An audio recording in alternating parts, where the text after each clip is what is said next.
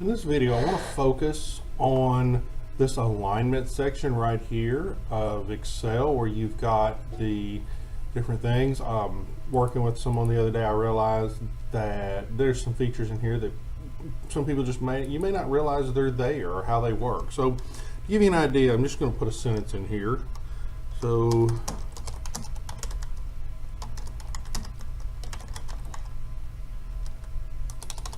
we'll just do Red Riding Hood went to her grandmother's. So the thing about this is when you type it in there, you'll notice it just kind of goes all the way across. And so that can create some issues in terms of how you want to set things up. So we want to look at this. So to begin with, when I click on A, but then you'll notice in B there's nothing there. So if I were to go to, and I said,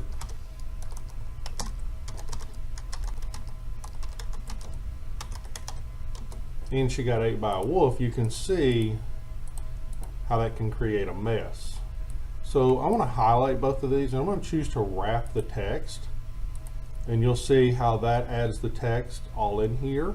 The other thing I want to do is I want to click right here and you'll see how these can adjust. The same thing can go on right here. What I want to do is move these over. And I'm going to leave this, bring this over a little bit so that it looks like this. The other thing here is when you're looking here, this is a bottom alignment, top alignment, or a middle alignment. Typically when I wrap text, I tend to put it here in the center, and I typically will end up center. So when I have it centered here and here, then what that'll do with wrap text is it puts that in the dead center, and I can go across here and I can choose to do that all the way across by clicking on this row and just making sure that all of them are set up that way. The other thing you could do is you can go to this ABC and you can actually change the alignment.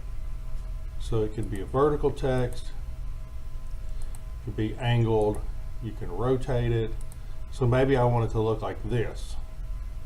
And you can then set the text up all the way across. So there's a lot of features right here just in terms of the alignment with the indent, the way you want to take the text, and actually the direction you want it to go.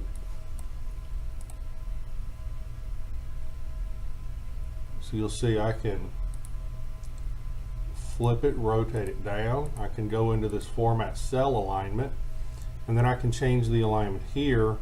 I can kind of just orient and quickly fix it back with the alignment tab, which can also be accessed right here as well. You'll see this alignment. So you can wrap, you can merge, you can kind of control how you want that text to look.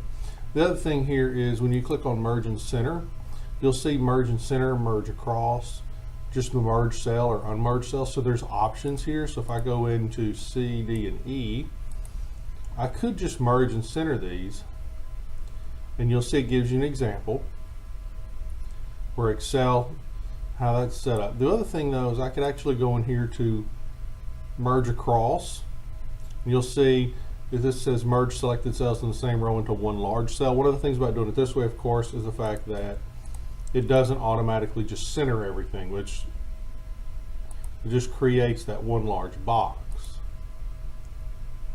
Then you can also unmerge cells. But that alignment area here can be very helpful in terms of looking at how you go in and kind of just move things around. It's a simple process, but just knowing where it is at can be very helpful.